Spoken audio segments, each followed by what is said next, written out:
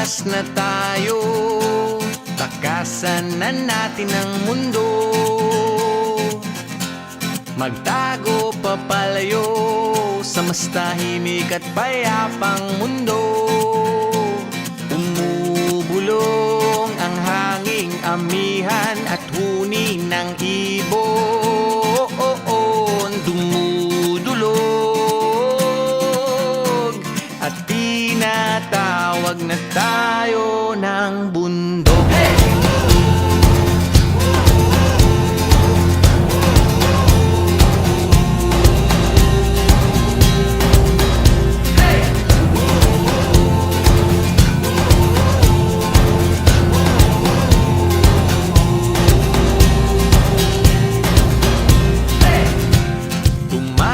Na tayo, palayo sa maraming tao.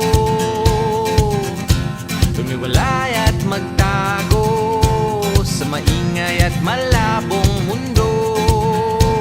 Bumubulong ang hanging habagat at hampas ng alon. Dumudulog at niyayakag na tayo ng karagatan.